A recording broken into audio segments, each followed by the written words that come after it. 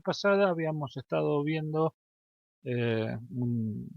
técnicas de diseño que estaban basados en métodos que se aplicaban en sistemas continuos y que debido a que nosotros diseñábamos el controlador en forma discreta, usábamos la transformación bilineal para pasar del plano Z a un plano continuo W, en donde eran válidas los métodos de análisis de estabilidad de los modelos continuos y las técnicas de diseño también eran aplicables a, a esas transferencias transformadas mediante la transformación bilineal, ¿no? Y volvíamos al plano discreto a través de la transformación inversa. Lo que vamos a ver hoy son técnicas de diseño que se realizan directamente en el plano discreto, o sea, en la transformada Z, o sea, no tenemos que aplicar ninguna transformación intermedia, sino que lo diseñamos en base a criterios de diseño que se basan en la respuesta discreta del sistema, ¿no? Entonces, volviendo más o menos al esquema clásico de control, en donde tenemos nuestra planta, nuestro sistema de retención de orden cero, o sea, sería nuestro conversor digital analógico, la realimentación con nuestro muestreador que de alguna manera representa el conversor analógico digital, la comparación entre la señal de referencia y la realimentación que nos da el error, y en base al error tenemos el compensador digital que lo que va a hacer es operar con las señales del error actuales y pasadas y con las señales pasadas del control del sistema, y en base a esas mediciones y a realizar combinación lineal de ellas, lográbamos la acción de control para la muestra actual. Entonces, cuando nosotros calculábamos la respuesta del sistema para este lazo cerrado, lo que nos daba era que la transferencia de lazo cerrado, que nos relacionaba la salida discreta con la entrada de referencia discreta, nos quedaba igual a la transferencia del compensador por la transferencia discretizada de la planta dividido 1 más la transferencia del compensador por la transferencia discretizada de la planta. Puede ser que si nosotros hubiésemos tenido un bloque de realimentación H, acá en el denominador, en vez de aparecernos G de Z, nos aparecería G por H de Z, bueno, que tendríamos que discretizar el producto de G por H en la expresión de la discretización que tenemos abajo. Entonces, G de Z o G por H de Z nos va a quedar como la expresión 1 menos Z a la menos 1 por la transformada Z de G de Z, de G de S, perdón, sobre S, para el caso de G de Z, y de G por H de S sobre S para el caso de que tengamos un bloque de realimentación que tenga dinámica, ¿no? Que tenga polos y Z. Entonces, esta sería la expresión de nuestra transferencia de lazo cerrado. Entonces, finalmente esto tiende a ser una expresión algebraica, ¿no? Entonces, conocido G de Z y D de Z, uno calcula T de Z. Pero vamos a considerar que nosotros aplicamos el camino inverso. O sea, yo sé cuál es la transferencia de lazo cerrado que quiero tener. O sea, vamos a poner en base a análisis o algún tipo de metodología. Yo encuentro cuál, o sea, para el sistema que estoy tratando de controlar, cuál sería la mejor transferencia de lazo cerrado. O sea, en base a esa transferencia de lazo cerrado, yo podría encontrar la respuesta transitoria óptima para el control del lazo cerrado. Entonces, vamos a suponer que yo conozco la transferencia de lazo cerrado, obviamente conozco la transferencia de la planta, entonces uno lo que está tentado muchas veces a hacer es, bueno, si esto es una expresión algebraica, despejo la transferencia del compensador de esta igualdad, y ese es el compensador que me va a dar para la planta que tengo la transferencia del lazo cerrado que quiero. O sea, si bien es un proceso que se puede aplicar tanto en el campo continuo como discreto, el hecho de tener que sintetizar transferencias que resultarían de hacer esa operación implica que tendríamos que generar controladores en los cuales los polos y ceros estarían en lugares que no son muy fáciles de resolver a partir de una transferencia continua, y por ahí el hecho de tener que implementarla con elementos continuos, como por ejemplo amplificadores operacionales o algún otro tipo de dispositivo analógico, se complica bastante el hecho de tener que sintetizar eh, esas transferencias con precisas ubicaciones de polos y ceros. Sin embargo, cuando nosotros tenemos un sistema discreto, vimos que finalmente la ecuación del compensador es un algoritmo en el cual tenemos una combinación lineal de muestras actuales y pasadas del error y de muestras pasadas del control, y por lo tanto todo se reduce en hacer una cuenta. Entonces, en base a la precisión con la cual nosotros podamos resolver esa operación, va a ser tanto mejor la síntesis del compensador que tenemos que armar. Entonces, si nosotros consideramos la transferencia del lazo cerrado conocida y la transferencia de la planta conocida, lo que nos queda al hacer la operación de despejar el controlador, o sea, el compensador, me queda que la transferencia del compensador es 1 sobre la transferencia de la planta por la transferencia del lazo cerrado dividido 1 menos la transferencia del lazo cerrado, ¿no? Entonces, en principio, uno mira la expresión y dice, bueno, eso hay que hacer cuentas, no hay mucha ciencia. Sin embargo, atrás de esas cuentas hay implícita por ahí algunas cuestiones que están expresadas que por ahí uno si no presta atención a cómo está planteada la ecuación, por ahí no escapa un poco a la visión general. Fíjense que el compensador implica cancelar todos los polos y cero que tiene la planta. O sea que cuando yo calculo la transferencia del compensador por la transferencia de la planta, una parte de la transferencia del compensador va a cancelar todos los polos y cero que tenga la planta, que es esta parte que está acá. Entonces, esta parte del compensador anula totalmente la planta. O sea, la planta se me transforma en una ganancia unitaria. Y después lo que hace el compensador es ubicar ceros y polos, de modo tal de que cuando yo cierro el lazo con la realimentación, los polos y ceros van a ir a buscar la posición que tienen en la transferencia del lazo cerrado. Entonces, la forma con la cual uno desarrolla la transferencia del compensador hace que, de alguna manera, estos compensadores se denominen compensadores de cancelación. O sea, se denominan compensadores de cancelación porque lo primero que tengo que hacer antes de hacer ninguna otra operación es cancelar todos los polos y cero que tiene la planta, ¿no? Entonces, si nosotros conocemos la planta y conocemos la transferencia del lazo cerrado, calculamos el compensador con esta expresión. Este compensador se puede realizar para cualquier transferencia de lazo cerrado siempre y cuando cumpla con ciertas pautas preestablecidas y que tienen que ver con el hecho de poder sintetizar el control, o sea, de poder lograr una transferencia del compensador que sea realizable, y por otro lado tiene que ver con cuestiones de estabilidad un poco más finas que por ahí no quedan bien especificadas o explícitas en esta ecuación, ¿no? O sea, obviamente si uno tiene una transferencia del lazo cerrado, del lazo abierto que es estable y una transferencia del lazo cerrado que es estable, obviamente uno supone que en todo ese proceso no se va a perder la estabilidad. Sin embargo, hay ciertas cuestiones a tener en cuenta que pueden producir inestabilidades que uno no tiene previstas al momento de tener que diseñar el compensador. Una de las cuestiones que hay que tener en cuenta es que la transferencia del compensador, cuando yo hago esta cuenta, debe ser físicamente realizable. O sea, ¿qué significa que tiene que ser físicamente realizable?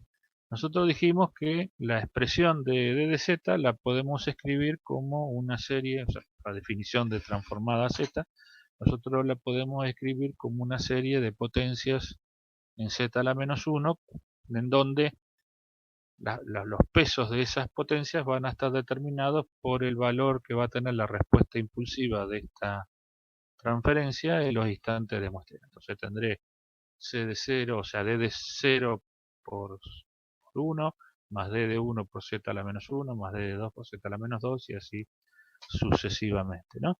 Entonces, cuando yo desarrollo esa expresión en potencias de Z, si se da por una de esas casualidades, cuando yo hago esa operación me quedan términos con potencias positivas de Z, o sea que yo voy a tener no potencias negativas, Z a la menos 1, Z a la menos 2 y así sucesivamente de Z, sino yo puedo tener términos en Z cuadrado, Z, o inclusive por ahí en ciertos casos también se puede llegar a plantear que con un término constante se dé esta situación, y es el hecho de tener potencias positivas en el desarrollo de D de Z implica que la salida anticiparía a la entrada, cosas que no podemos permitir, ¿no? O sea, la respuesta del sistema eh, se va a dar a partir del momento que nosotros aplicamos la entrada. Entonces, para que la salida no anticipe a la entrada, la cantidad de ceros que tiene que tener esa transferencia del compensador, a lo sumo tiene que ser igual a la cantidad de polos. O sea, no puedo tener, cuando yo haga esta operación, dependiendo de la planta que tenga y de la transferencia del lazo cerrado que quiero lograr, ¿no? O sea, esto va a ser posible en la medida que esta transferencia tenga más polos que ceros. Si tiene más ceros que polos, evidentemente voy a tener que reformular la transferencia del lazo cerrado, o sea, la planta es lo que es, o sea, tendré que reformular la transferencia del lazo cerrado para lograr respuestas similares, pero que den como resultado compensadores que sean realizables. Y después, otra situación que se da es por el hecho de la cancelación. O sea, nosotros cuando calculamos G de Z estamos calculando una expresión que depende del modelo matemático que nosotros conseguimos de la planta. O sea, en ese modelo matemático es probable que nosotros hayamos hecho ciertas simplificaciones, que hayamos por ahí eh, eliminado términos que, que por ahí eran de muy alta frecuencia y para los fines del análisis no influía mucho en la respuesta. Puede ser que nuestra transferencia G de Z resulte de la linealización de un sistema no lineal en un determinado entorno. Entonces, si esta G de Z es una abstracción de una planta real. Y esa planta real, dependiendo de las condiciones, puede ser que tenga singularidades que están expresadas donde dice G de Z, pero pueden aparecer situaciones en donde eh, la aproximación con la cual nosotros calculamos esas singularidades eh, tenga cierto margen de error. Entonces, si bien nosotros tenemos una función de transferencia que bajo ciertas condiciones se comporta de la misma manera que la planta, no quiere decir que esa transferencia eh, represente fielmente a la planta. Obviamente cada uno de los polos y ceros de esa función de transferencia va a estar afectada por un error que dependerá del grado de aproximación que nosotros usamos para definir o para modelar la planta, ¿no? Entonces, el hecho de que nosotros conozcamos los polos y ceros de esta transferencia implica que en cierta forma vamos a tener que, para compensar, cancelar los polos y ceros de esa planta, ¿no? Si esta planta tuviese singularidad de G de Z, o sea, la planta, tuviese singularidades fuera del círculo unitario, ya sea polos o ceros fuera del círculo unitario, surge una situación. O sea, si la planta es inestable, ¿no? Es inestable. Obviamente que para lograr que ese polo que es inestable no se vea involucrado en la respuesta transitoria del sistema, yo tengo que ubicar un cero exactamente en la misma posición donde está el polo. ¿Por qué? Porque si la cancelación no es perfecta, si yo no ubico el cero en la misma posición en la cual está el polo, ese polo va a tener un residuo muy chiquitito, o sea, voy a tener un coeficiente que va a multiplicar a la respuesta de ese polo, que va a ser muy chiquitito, pero que va a ser distinto de 0, no va a ser exactamente igual a 0. Y por lo tanto, eso me va a generar que en algún momento la inestabilidad puede llegar a aparecer. Lo mismo pasaría si el sistema fuese estable. Vamos a suponer que tenemos un sistema estable donde todos los polos y los de G de Z están ubicados dentro del círculo unitario, pero resulta ser que por la frecuencia que estamos usando y a partir de la transformación del sistema continuo al sistema discreto, el sistema pasa a tener un cero fuera del círculo unitario, cosa que es muy posible cuando tenemos frecuencias de muestreo altas, ¿no? Entonces nos aparece un cero de G de Z, ¿no? Que está fuera del círculo unitario. Como yo tengo que cancelar ese cero con un polo, en el compensador me va a aparecer un polo que va a ser inestable. O sea, el compensador, para poder lograr el efecto que estamos buscando, va a tener que tener una transferencia que va a ser inestable. De la misma forma, como yo no puedo asegurar de que el cero está ubicado en la posición real en la cual indica la función de transferencia, yo voy a ubicar un polo que va a ser matemático, o sea, un polo que va a estar ubicado a una determinada frecuencia, que va a ser un número y que ese número no se va a modificar porque varíe la temperatura, porque varíe el viento, porque varíe las condiciones externas del sistema, sino que va a ser un número y el cero de la función de transferencia puede estar fluctuando debido a ciertas circunstancias que pueden ser si ese cero resultó de una transferencia de un modelo que fue linealizado, si cambia el punto de operación, obviamente ese cero va a cambiar de posición y el polo va a estar ubicado en el punto donde yo lo puse con esta transferencia y por lo tanto tampoco voy a poder asegurar de que ese polo que puse se vaya a cancelar con algún cero de la transferencia. Entonces, la condición que se fija para poder diseñar controladores de este tipo es que la planta no tiene que tener ni polos ni ceros fuera del círculo unitario como para asegurar que el sistema lazo cerrado resulte siempre estable. Si bien nosotros estamos fijando una transferencia de lazo cerrado estable, esa transferencia se logra en la medida de que todos los polos y ceros de la planta se cancelen con esta parte del compensador. Entonces, por un lado, el compensador tiene que tener a lo sumo la misma cantidad de ceros que de polos, y por otro lado la planta no tiene que tener ni polos ni ceros fuera del círculo unitario. O sea, para este tipo de compensadores, por lo menos por lo que estamos viendo hasta ahora, se tiene que dar esta condición. Entonces, a modo de ejemplo, nosotros vamos a plantear un par de respuestas, ¿no? Que son más de libro que, que posibles. O sea, normalmente uno tiende a buscar la transferencia del lazo cerrado deseada en términos de especificaciones que vienen dadas en la respuesta transitoria, margen de estabilidad o ciertas condiciones de error, ¿no? Entonces, uno determina, vamos a suponer que puede calcular bajo alguna metodología cuál es la transferencia del lazo cerrado que le va a convenir tener para poder cumplir con las especificaciones en el sistema que quiere controlar, ¿no? Entonces, esa transferencia puede ser cualquiera, ¿no? Existen en los libros ciertas respuestas de lazo cerrado que son muy estandarizadas y que tienen que ver con cierta idealización de la respuesta del sistema al lazo cerrado. No quiere decir que estos métodos sean aplicados así libremente, sino que hay que tener ciertos cuidados al momento de aplicarlos y tiene consecuencias que eh, por ahí son muy evidentes que por... Sí, no sé si alguien escuché un ruidito ahí. No, no hay preguntas, Walter. Listo. ¿No? Ciertas respuestas que tienen consecuencias que son interesantes de ver y que por ahí aplicarlas a cuestiones muy simples, por ahí llegan a dar pautas al momento de tener que aplicarlos a transferencias un poco más complejas.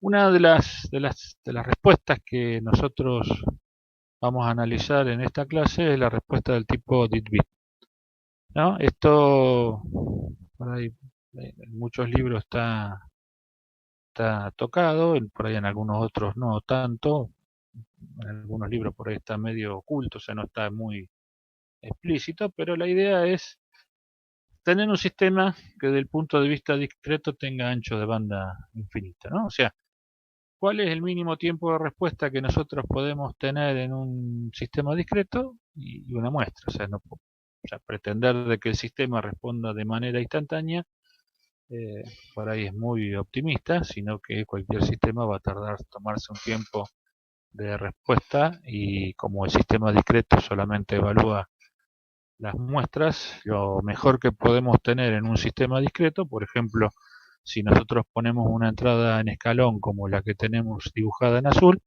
es que el sistema responda con un escalón exactamente igual, retardado una muestra. O sea que eso sería, desde el punto de vista de la dinámica, el sistema más rápido que podemos tener para la respuesta a un escalón. Entonces, desde el punto de vista de la transferencia, eso nos da como resultado que nuestra transferencia es un retardo de una muestra, o sea que el retardo lo poníamos en función de potencias negativas de z y el retardo más chico que podemos lograr es de una muestra y por lo tanto la transferencia de lazo cerrado que tendríamos para este caso ante una respuesta al escalón es una transferencia que vale 1 sobre z o z a la menos 1, ¿no? O sea, obviamente esto suponiendo de que la planta no tiene retardos implícitos, ¿no? Obviamente no podemos pretender de que un sistema que tenga retardo responda antes del retardo.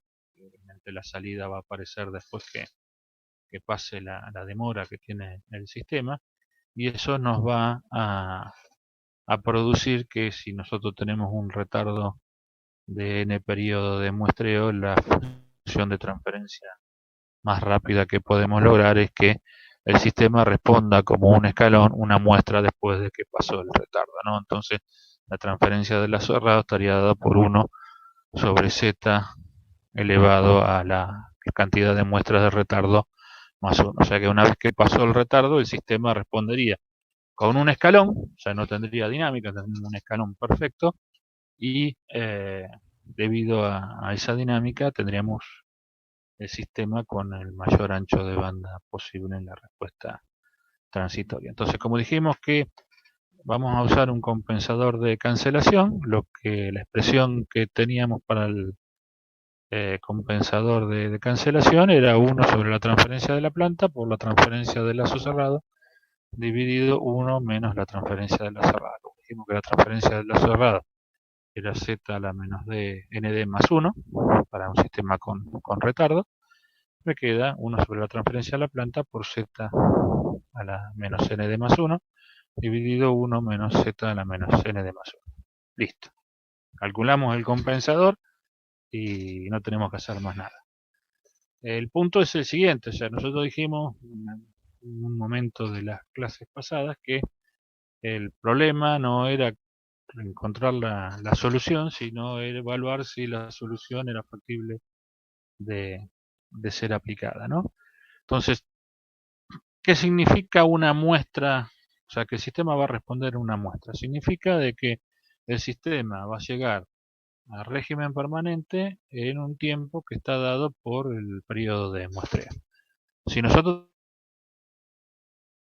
tenemos sistemas que muestrean muy rápido, como son comúnmente hoy en día la mayoría de los sistemas de adquisición, podríamos tener, qué sé yo, sistemas muy lentos que muestreamos más o menos a la frecuencia de línea, o sea, 50 muestras por segundo, y en sistemas un poco más sofisticados podríamos llegar hasta tener 1.000.000 de muestras por segundo, ¿no? Entonces, tenemos un abanico bastante grande en cuanto a las posibilidades de los tiempos de respuesta en función del periodo de muestreo que estemos usando. Entonces, imagínense ustedes que tienen un sistema mecánico que tiene inercia, que tiene rozamiento, que puede llegar a tener ciertas constantes elásticas involucradas, en donde los sistemas mecánicos tienden a tener tiempo de respuesta del orden de los segundos, ¿no?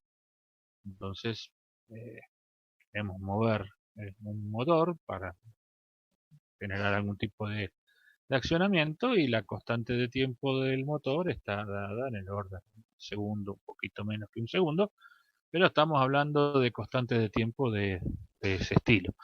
Si nosotros queremos que el sistema, la velocidad del motor, llegue a régimen permanente, por ejemplo, tomando un periodo de muestreo extremadamente bajo, en 10 milisegundos, evidentemente eso involucrará que la energía que va a estar puesta en juego en las primeras muestras del control va a ser muy grande, porque nosotros tenemos que acelerar el motor de manera tal de que en 10 milisegundos llegue a una condición de funcionamiento tal que al lazo abierto le tarda del orden del segundo para llegar. Entonces, evidentemente, si nosotros queremos que el sistema acelere mucho más rápido de lo que lo hace normalmente, vamos a tener que involucrar una potencia de excitación mucho mayor que la que hacemos en condiciones de lazo abierto, ¿no? Entonces, eso normalmente lo que resulta es en señales de control, generalmente son oscilatorias en su gran mayoría, cuya amplitud es bastante alta, ¿no? Entonces, imagínense ustedes que quieren mover un motor que tardaría del orden del segundo en responder, y lo quieren hacer responder 100 veces más rápido. Entonces, obviamente, la energía con la cual van a tener que alimentar al motor cada una de las muestras va a ser del orden de 100 veces más grande que la que aplicamos para que el sistema responda en un segundo. Entonces, lo que tiende a pasar con este tipo de respuestas es que eh, el sistema tiene amplitudes relativamente altas, ¿no? Y generalmente oscilatorias. ¿Por qué? Porque si yo acelero un sistema con inercia para llevarlo a una dada condición, es probable que yo lo acelere, ¿no?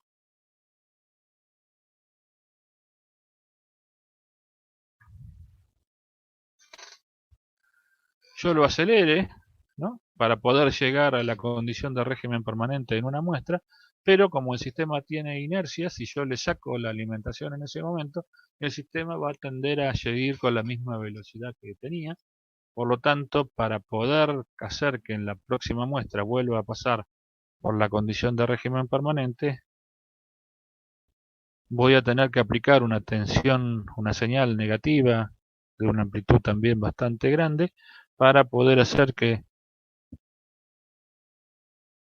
el sistema cambie, la señal de salida cambie de dirección y vuelva a pasar por la condición de régimen permanente. Entonces, en este tipo de sistemas, cuando los periodos de muestreo son relativamente bajos, chicos en magnitud, vamos a tener, por un lado, señales de excitación oscilatorias y de gran amplitud, y vamos a tener eh, señales de respuesta del sistema continuo que van a tender a tener oscilaciones entre muestras. O sea, generalmente lo planteamos como oscilaciones entre muestras el hecho de que, si bien en los instantes de muestreo el sistema pasa por el valor de régimen permanente, entre medio la señal continua, la señal de la planta continua, va a tener valores de picos intermedios entre muestra y muestra en este tipo de respuesta. Entonces, planteamos, ¿y para qué se usa? Y se usa porque hace evidenciar fuertemente este tipo de situaciones que se ven cuando nosotros queremos acelerar mucho los tiempos de respuesta de los sistemas.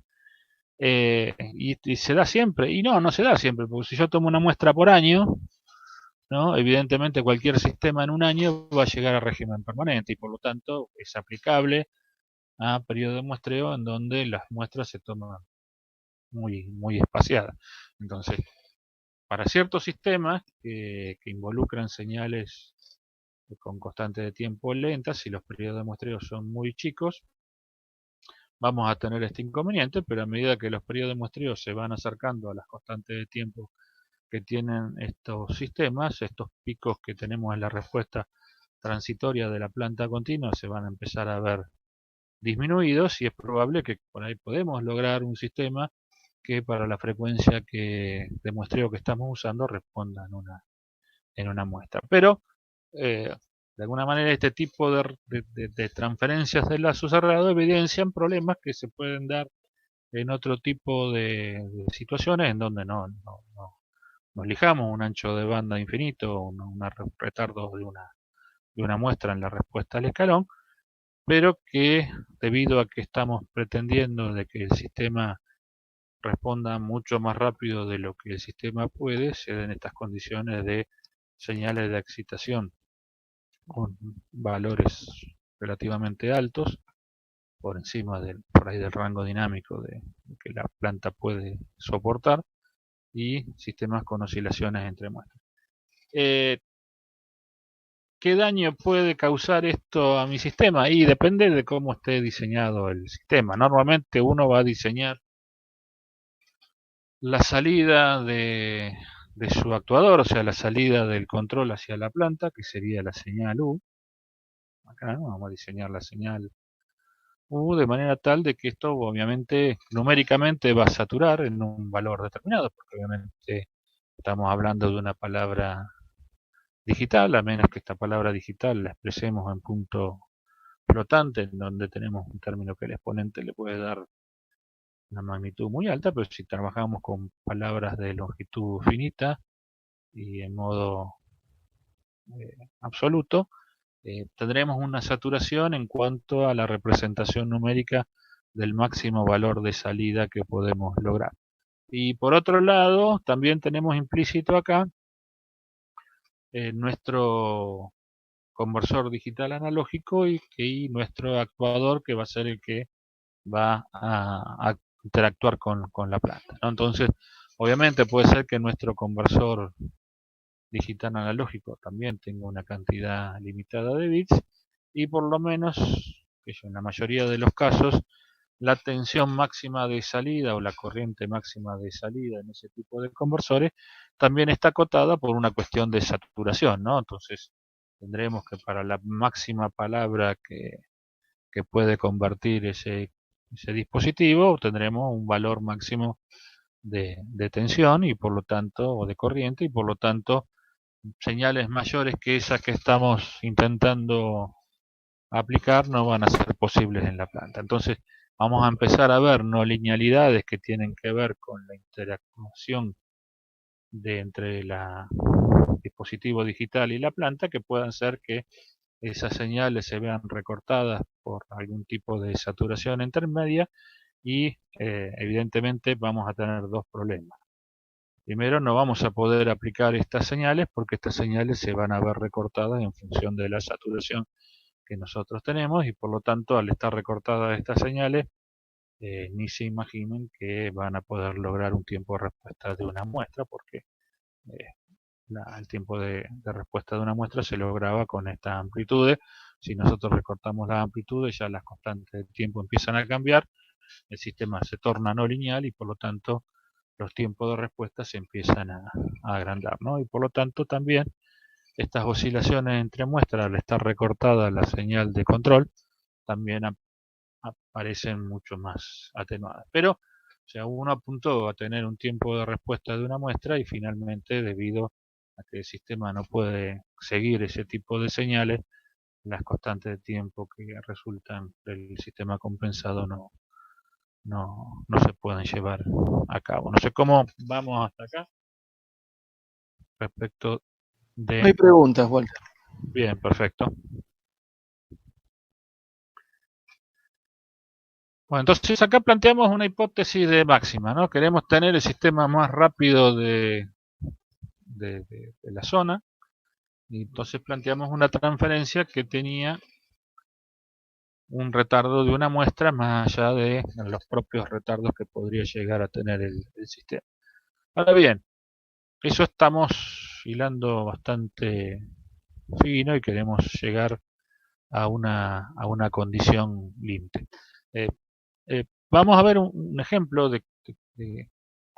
lamentablemente no perdí las simulaciones, los programas de simulación de esto, y no le vamos a poder mostrar las respuestas de esto, que es una cosa que en estos casos sería muy interesante de ver, pero bueno, por suerte, Rogelio, en la resolución de los ejercicios de la guía, se tomó el trabajo de hacerlo y de alguna forma va a poder saldar la deuda que estoy dejando en esta parte de la clase. Vamos a suponer que tenemos una planta cuya transferencia es 10 sobre S por S más 31,6, que fue la que usamos cuando analizamos los compensadores de atraso y adelante. Y en este caso vamos a usar un periodo de muestreo de 1 milisegundo, igual que el que usamos en el caso anterior. Y lo que nos piden es diseñar un controlador que minimice el tiempo de respuesta del sistema de lazo cerrado. Entonces, minimizar menos que una muestra no podemos minimizar, entonces vamos a tomar que la transferencia del lazo cerrado que vamos a querer sintetizar es la del DIT-bit, ¿no? Entonces, discretizamos la planta, que ya lo habíamos hecho en los ejercicios de la clase pasada, y obtenemos esta planta discreta, ¿no? Entonces, como nos piden un compensador del tipo DIT-bit, ¿no? Lo que hacemos es 1 sobre la transferencia de la planta tiene 2 polos y un 0, ¿no? Entonces, debido a la inversa me quedan 2 ceros y un polo, y la transferencia del lazo cerrado dividido 1 menos la transferencia del lazo cerrado me aporta un polo más, y por lo tanto cumplo con la condición en principio que el compensador es físicamente realizable porque tiene la misma cantidad de polos que de cero. Después lo que tenemos que ver es si no tiene singularidades fuera del círculo unitario. Este está justo en el borde, vamos a suponer que afuera no está. Vamos a considerar esas condiciones. Este está dentro del círculo unitario, este está dentro del círculo unitario, y por lo tanto el compensador nos queda sin condiciones de inestabilidad medio ocultas. Como esta transferencia, fíjense que me da el polo que resulta de la transferencia del lazo cerrado, me queda en 1, se cancela con el 0 que me quedó de la inversa de la función de transferencia, y por lo tanto el compensador tiene un 0 y un polo, un 0 ubicado a la frecuencia del polo de la planta y un polo ubicado a la frecuencia del 0 de la planta. Así que sí, fíjense que lo único que hace el compensador es cancelar el polo que está dentro del círculo unitario y el 0 que está dentro del círculo unitario de la planta, dejar solamente el polo en el origen y cambiarle la ganancia. O sea que nuestro compensador es una ganancia que cancela todos los polos y ceros, ¿no? Estables del sistema. Entonces, lo que vamos a ver es que esta es la transferencia que cumple con esa condición. O sea, voy a ver si en un tiempo breve les subo la simulación de este ejercicio como para que la puedan ver, por en la próxima clase lo mostramos para que no quede a medio terminar, ¿no? Igual de todas formas en la resolución de los ejercicios que planteó Roger los vamos a poder ver lo que de alguna manera es el resultado de este tipo de control. Como les dije, o sea, el hecho de tener que diseñar un compensador con estas características implica una condición medio ideal. O sea, estamos pretendiendo de que el sistema sea muy rápido y vimos que las consecuencias son que los controles son muy difíciles de aplicar, ¿no? Entonces, lo que hacemos es, como planteamos un sistema con un ancho de banda infinito, limitar las condiciones de respuesta. O sea, fíjense que lo que yo quería lograr en este sistema es que el error en cada una de estas muestras fuese igual a 0, ¿no? Entonces, el salto que tenía que lograr el sistema para poder encontrar la primera muestra sin error era un salto que era toda la amplitud, o sea, el error nos daba toda la amplitud. O sea, en el primer instante no realimentaba nada porque no estaba midiendo ninguna salida, me aparecía la señal de control y el error que tenía en la primera muestra era un error correspondiente a la totalidad de el valor de la referencia, ¿no? Y eso implicaba que la señal de control tenía que ser muy alta para poder cumplir con el objetivo. Cuando empezamos a limitar el ancho de banda, lo que tenemos son señales del tipo exponencial, ¿no? Entonces, para poder lograr tener error cero respecto de este tipo de señales, el salto en la primera muestra no es igual al valor total del error, sino que el salto es mucho menor y por lo tanto esto involucraría señales de control con amplitudes un poco más chicas. Entonces, a medida de que yo relajo el ancho de banda del sistema a lazo cerrado, o sea, cuando asumo de que el sistema puede llegar a ser mucho más lento, eso va a involucrar señales de control mucho más, de menor amplitud y por lo tanto mucho más factible de ser realizada, ¿no?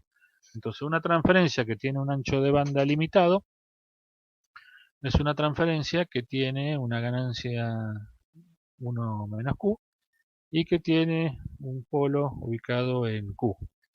Este valor de Q va a depender en cierta forma de un equivalente de un polo continuo que tiene una cierta constante de tiempo que la vamos a llamar tau, ¿no? Entonces, la constante de tiempo del sistema que nosotros queremos lograr al lazo cerrado, que va a ser esta respuesta que tenemos acá, o sea que la constante de tiempo la planteábamos al 63% del valor final, o sea, a medida que ese tiempo lo hacemos más largo, el polo cada vez va a ser más lento, y entonces vamos a ubicar un polo continuo a una frecuencia que va a estar dado por la inversa de la constante de tiempo, y ese polo continuo discretizado me va a quedar E a la menos lambda por T, me va a dar el polo, o sea que acá estaría haciendo E a la ST, me va a estar dando la ubicación del polo discreto, ¿no? Entonces este polo va a depender de la ubicación de un polo continuo equivalente que va a dar una respuesta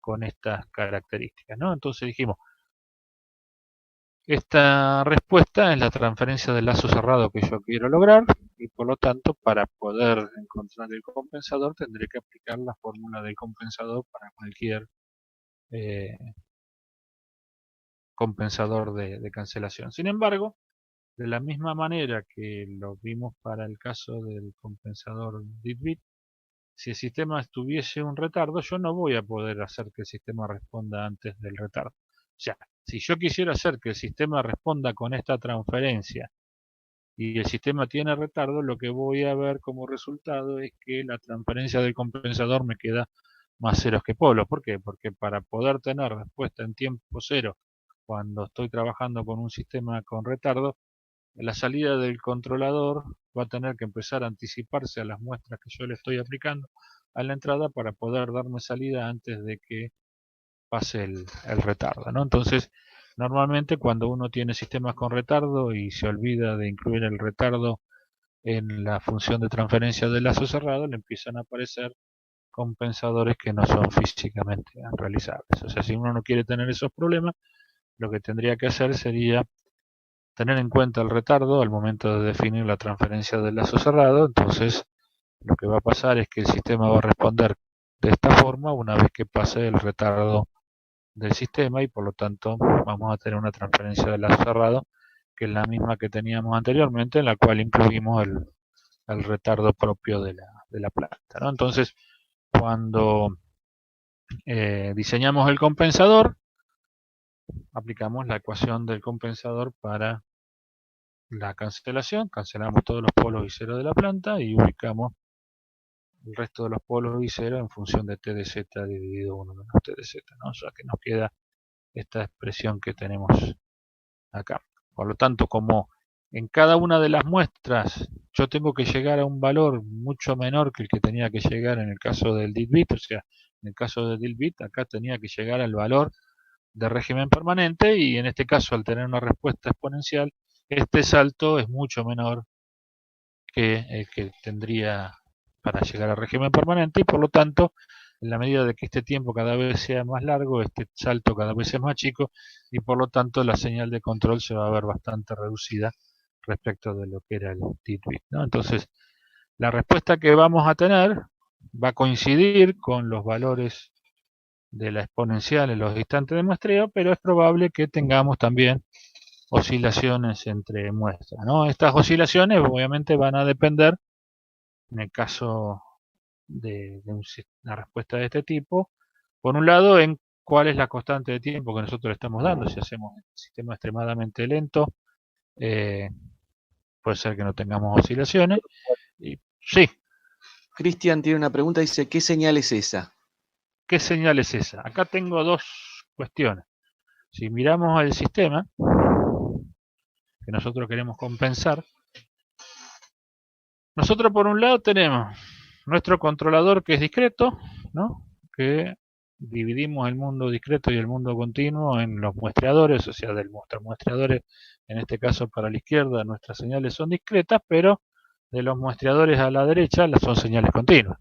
Entonces, lo que yo voy a ver como resultado del diseño es el comportamiento de la señal continua. Sin embargo, si yo, como estoy diseñando en términos de la señal discreta, mi referencia o mi salida o mi transferencia discreta deseada va a depender de las muestras que voy a tener de esa señal. O sea, yo lo que voy a diseñar es en función de las muestras que quiero tener de la salida discretizada. Sin embargo, lo que yo veo en la realidad es el sistema continuo. Acá en este sistema lo que definimos es que en los instantes de muestreo, el error después de la primera muestra tenía que ser 0 y por lo tanto en Z me quedaba esta función de transferencia. Cuando yo analizo la respuesta de este sistema con esta función de transferencia discreta desde el punto de vista del sistema continuo, lo que veo es esto. En los instantes de muestreo, que serían las líneas de puntos, yo lo que veo es que el sistema pasa por el valor de régimen permanente que yo dije que iba a tener el sistema compensado. Sin embargo, entre medio, la señal continua hace cosas extrañas, o sea, tiene valores que no son los valores de régimen permanente. O sea, lo que pretendería uno que hiciera el sistema cuando uno le asume esta respuesta del lazo cerrado es que esta señal continua, ¿no?, llegue a este valor y acá se quede planchado, o sea, que no tenga estas oscilaciones entre medios, sino que la señal acá siga por la línea de puntos, uniendo la línea de puntos que son las muestras. Sin embargo, el sistema continuo no responde de la misma manera que el sistema discreto, ¿no? En esta parte que planteamos acá, estamos haciendo lo mismo. El sistema continuo, que es la señal azul, va a responder de la manera que está respondiendo. Y en las muestras voy a tener la respuesta que yo dije que iba a tener a lazo cerrado. O sea que la respuesta de la línea punteada roja son las muestras que me tendría que dar la señal de salida en términos de la transferencia de lazo cerrado que yo elegí. Sin embargo, cuando yo la miro y miro la señal continua de salida, porque la señal que yo quiero controlar finalmente va a ser una señal continua, yo veo la señal azul. ¿Y eso qué me indica? Me indica que si bien en los instantes de muestreo el sistema pasa por donde debería pasar, entre medio tiene respuestas que no están muy de acuerdo con esa señal. O sea, a la medida de que yo o separe las muestras o haga que esta constante de tiempo cada vez sea más grande, se va a parecer más la curva azul a la curva de línea de puntos roja, pero eso no lo puedo saber en la medida que no determine de antemano el periodo de muestreo y la constante de tiempo que quiero lograr en base a la constante de tiempo que tiene la planta originalmente. O sea, si volvemos al caso que habíamos planteado hoy del motor, para el caso del lead bit, lo que nosotros podemos pretender es que, por ejemplo, si nosotros, o sea, vamos a poner, nosotros tenemos el sistema del motor con una determinada carga que queremos controlarle la velocidad. Si nosotros dejamos el motor a lazo abierto, le aplicamos una determinada tensión a la entrada y miramos la velocidad, podemos encontrar una tensión de entrada que nos da la velocidad que nosotros queremos. Pero si a esa misma tensión le variamos la carga, el sistema va a variar la velocidad y por lo tanto, no sé, que en función de la carga que tenga el motor, va a cambiar el valor final de la velocidad. Entonces, para eso nosotros, ¿qué hacemos? Medimos la velocidad, la realimentamos y generamos un control que lo que tendería a hacer sería, ante esas variaciones de carga que me producen variaciones de velocidad, producir variaciones de tensión a la entrada que me compensen el efecto de la carga y poder mantener la velocidad lo más constante posible, ¿no? Entonces, en un dit-bit vimos que eso es imposible, porque si yo quiero que el sistema llegue a la velocidad nominal en un tiempo muy chiquitito, involucra que tengo que poner una potencia muy grande en la entrada del motor para que el motor acelere y llegue a ese valor. Sin embargo, acá lo que estamos haciendo es relajando bastante la respuesta del sistema. Entonces, por ejemplo, acá nosotros podríamos elegir que el sistema de lazo cerrado tenga constantes de tiempo del sistema de lazo cerrado del orden de lo que eran las constantes de tiempo del lazo abierto. O sea, pretender de que el sistema regule la velocidad, que no tenga error en cuanto al seguimiento de la velocidad, pero con tiempo de respuesta que están del orden de las constantes de tiempo del motor. O sea que ante un cambio en la velocidad en forma de escalón, el sistema va a responder naturalmente como respondería si nosotros variamos la tensión a mano de la entrada de alimentación del motor. Entonces, si nosotros elegimos el valor del polo discreto del orden de la constante de tiempo del sistema de lazo abierto, lo que vamos a ver es una respuesta como la roja, en donde las muestras pasan por los valores que, que nosotros pretendimos y que los valores intermedios siguen más o menos la línea roja. Ahora bien, si nosotros queremos que el sistema haga lo mismo, pero a una velocidad 10 veces o 5 veces o 3 veces más rápida, evidentemente ahí van a empezar a aparecer señales de control un poco más picantes y eso va a producir que por ahí tengamos estos sobrepasos entre muestra y muestra. Obviamente todo depende de la planta que tengamos, del periodo de muestreo que estemos usando y de la constante de tiempo que hayamos elegido para diseñar nuestro control. No sé si más o menos quedó clara la explicación. Sí, pone que sí. Listo, Gracias. perfecto.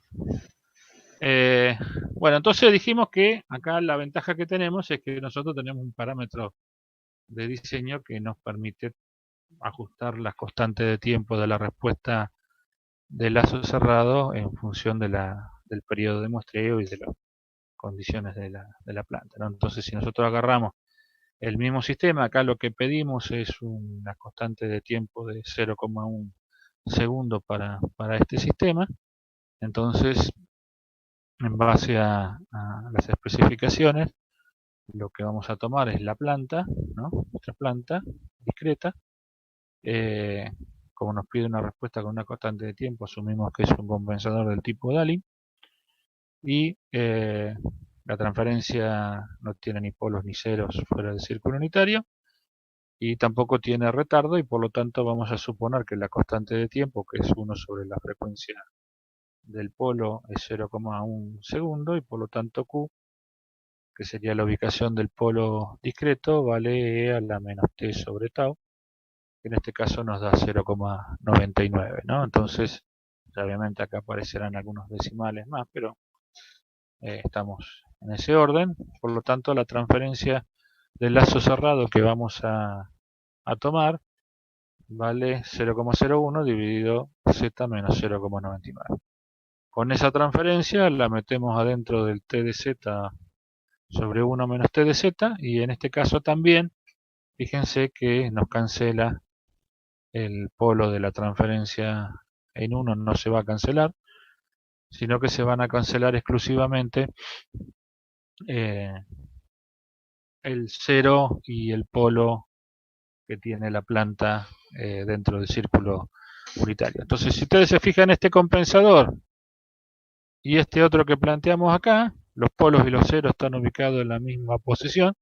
La única diferencia que fíjense que en este caso la ganancia de la transferencia es por 10, 2 por 10 a la quinta, y en el caso del Dalling nos da 2 por 10 al cubo, ¿no? Entonces bajamos 2 órdenes de magnitud en cuanto a los requerimientos del sistema para lograr la respuesta que queríamos, ¿no? Entonces al relajar la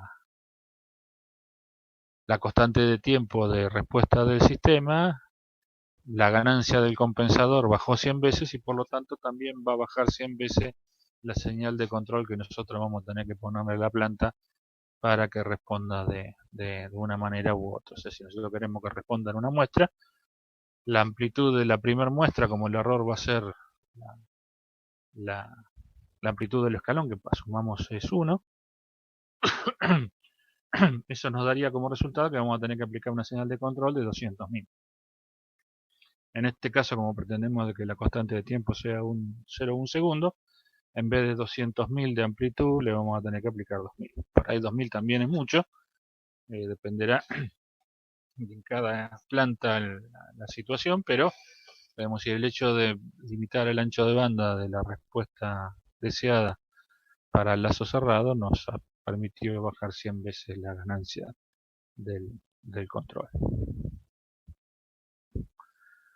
Bien, esos dos podemos decir que son a modos de ejemplo que de alguna manera plantean señales de respuesta del lazo cerrado que uno asumiría como deseables, ¿no? O sea, uno pretendería de que nuestro control al lazo cerrado responda en el menor tiempo posible, y eso estaría dado en cierta forma por la respuesta del tipo DIT-bit, o en su defecto que responda sin sobrepico y con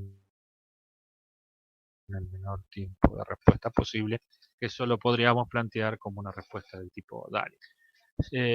Sin embargo, nosotros podemos cualquier otro tipo de respuesta. O sea, si nosotros consideramos una respuesta que tenga dos polos complejos conjugados y asumimos un máximo sobre pico, un tiempo de respuesta, un tiempo de crecimiento o algún otro, podemos plantear una transferencia de lazo cerrado que en vez de ser o con ancho de banda infinito con una constante de tiempo, podemos asumir una respuesta que tenga un dado sobre pico, un dado tiempo de crecimiento o de establecimiento, y entonces plantear un compensador de cancelación con esas características. Lo que vamos a plantear ahora es un compensador que de alguna manera nos asegura de poder llegar a una condición de régimen permanente sin oscilaciones entre muestras. Lo que veíamos acá, que se planteaba tanto en este caso, que teníamos entre muestra y muestra señales que estaban oscilando, y lo mismo que en este caso, es un compensador que nos permite tener un tiempo de respuesta lo más corto posible y que no existan oscilaciones entre muestras para la respuesta transitoria, ¿no? Entonces estamos de alguna manera, en base a lo que vimos acá, tratando de salvar los problemas que teníamos respecto de la respuesta transitoria de la salida. Sin embargo, obviamente las señales de control pueden ser que no sean del todo satisfactorias, pero es una condición que tendremos que evaluar una vez que diseñamos el compensador.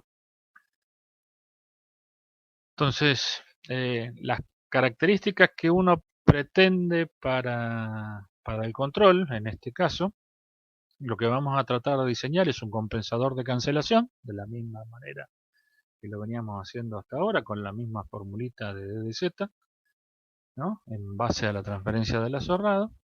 Y lo que vamos a pretender del control es que se cumplan todas estas condiciones en forma simultánea. La primera condición es que el sistema debe tener error nulo para una entrada específica en un número finito de muestras. ¿Esto qué significa? Que si nosotros tenemos un sistema, lo que vamos a pretender, o sea, en el DIT-bit pretendíamos de que el error sea nulo en una muestra, ¿no? En el DIT-bit planteábamos eso, o sea, que en una muestra el error tenía que ser 0. En el DALI planteábamos de que en infinitas muestras el sistema iba a tener error 0. Entonces, el sistema iba a ser asintótico al valor final, pero recién en tiempo infinito el error sí iba a ser exactamente igual a 0. Acá lo que pretendemos es que ni 0, ni una muestra, ni infinitas. O sea, un número finito, que podrán ser 4, 5, 100, pero nosotros limitamos la cantidad de muestras para el cual el sistema a lazo cerrado llegue a régimen permanente y tengamos error nulo. Estamos hablando de error nulo desde el punto de vista discreto, ¿no? O sea, nosotros tanto en el DIT-bit como en el DALI teníamos error nulo pero obviamente en los instantes de muestreo. Sin embargo, fuera de esa condición, para el plano continuo las cosas cambiaban bastante. Acá lo que planteamos es que este error nulo en un número finito de muestras se cumpla para el sistema discreto. La segunda condición, obviamente, que tiene que ser físicamente realizable, eso es la misma condición, la pedíamos para los compensadores que vimos anteriormente, o sea que la transferencia que vamos a plantear no tenga más ceros que polos. Y por otro lado, que es lo más importante, que la salida continua del sistema en régimen permanente, fíjense que nosotros planteamos que el régimen permanente se da para un número finito de muestras, la salida continua del sistema en régimen permanente no debe poseer oscilaciones entre muestras cuando el sistema discreto llegó a régimen permanente. ¿Esto qué quiere decir? Quiere decir que cuando el sistema llegó a régimen permanente, tengamos error nulo, no solamente en el sistema discreto, sino que vamos a tener que tener error nulo, un error muy chiquitito, en el sistema continuo. O sea que cuando el sistema discreto llegó a régimen permanente, también llegó a régimen permanente el sistema continuo. Entonces estamos planteando un caso de DIT-bit en el cual evitamos las oscilaciones entre muestras y logramos que el sistema responda de una manera lo suficientemente rápida, manteniendo la condición de error en un número finito de muestras, ¿no? Entonces, en base a eso vamos a ver ciertos aspectos que tienen que ver con la forma que va a tener que tener nuestra transferencia de lazo cerrado para que se cumplan todas estas condiciones en forma simultánea. Entonces, lo que planteamos como hipótesis del sistema, o sea, acá estamos planteando una entrada en escalón, pero lo vamos a plantear para distintos tipos de entradas, es que nosotros planteamos que el sistema va a llegar a régimen permanente en un número finito de muestras, o sea, después de un cierto transitorio, cuyas cantidades de muestras van a ser n, el error del sistema para la entrada en escalón va a ser nulo, o sea que el sistema acá no va a tener error al escalón. Y otra cosa que pedimos es que también después de esa cantidad finita de muestras, puede ser que en el intermedio el sistema pase por los valores previstos en los instantes de muestreo, pero entre muestra y muestra el sistema tenga desviaciones respecto de lo que sería la trayectoria que une los puntos discretos. Sin embargo, una vez que se produjo ese número finito de muestras, el sistema ya deja de tener oscilaciones. O sea que el sistema, para el caso del escalón, la derivada de la señal de salida en estos instantes va a ser cero. O sea que el sistema llegó a hacerse en régimen permanente. Si nosotros tomamos cualquier sistema, por ejemplo la respuesta Dallin, lo que nos va a dar es una respuesta que va a ser subamortiguada, pero en realidad el error en régimen permanente se va a hacer cero en infinito, porque va a ser asintótico al valor final y no voy a llegar nunca. O sea que cualquier sistema lineal, lo que vamos a tener es que el error en régimen permanente va a ser nulo, pero en este caso estamos planteando que el error se hace nulo en un número finito de muestras, cosa que estaría hablando de las características totalmente distintas de las que pretendíamos lograr con los sistemas que estuvimos viendo hasta ahora de compensación. Entonces, la transferencia del lazo cerrado que cumple con esa condición es una transferencia que tiene esta forma que nosotros planteamos acá. Es una transferencia que tiene un número determinado de polos, todos los polos de la función de transferencia están en cero, o sea que sería más o menos parecido a lo que planteamos en una transferencia del tipo dit-bit, o sea un número determinado de polos en el origen, pero con la diferencia de que en el caso de dit-bit no teníamos ceros y acá lo que vamos a tener es un número de ceros que de alguna manera alteran el comportamiento de esta transferencia. Entonces es una transferencia cuyos polos están todos en cero y tiene una determinada cantidad de ceros que determinan el comportamiento transitorio. Si escribimos esta función de transferencia del lazo cerrado en potencias negativas de z, lo que hacemos es dividir el numerador por z a la m, y lo que vamos a obtener es una transferencia del lazo cerrado escrita de esta forma como alfa 0 más alfa 1 z a la menos 1 más alfa 2 z a la menos 2 más alfa m por z a la menos m.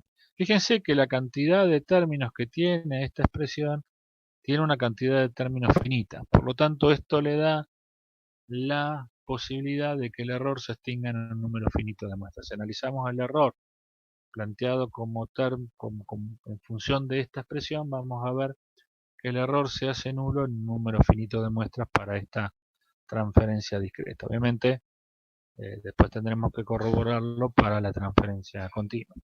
Entonces, si se cumple la condición considerando un control de este tipo, como el que planteamos acá, que el número m, el número de polos en el origen que nosotros le vamos a poner a nuestra transferencia de lazo cerrado, es mayor o igual que el orden de la planta, o sea, vamos a suponer que nosotros tenemos una planta que tiene 3 polos. Si el orden que ponemos acá de la cantidad de polos en el origen que tiene esta función de transferencia es mayor que la cantidad de polos totales que tiene la planta, yo lo que voy a poder lograr es que el error se extinga en un número finito de muestras sin oscilaciones entre muestras. Ahora, la idea sería, bueno, que nosotros desarrollemos esto y podamos verificar esa situación desde el punto de vista del diseño, ¿no? Entonces, nosotros planteamos de que esta va a ser nuestra transferencia de lazo cerrado, va a tener una forma de este tipo. De cuáles van a ser los coeficientes alfa dependerá del tipo de entrada que nosotros estemos analizando, de las condiciones intrínsecas de la planta, si la planta tiene retardo o no los tiene, del orden de la planta, o sea, el M va a depender del orden, los alfa van a depender de unas ciertas características que nosotros querramos plantear en términos de la entrada que nosotros vamos a elegir y del tipo de planta que tenemos, ¿no?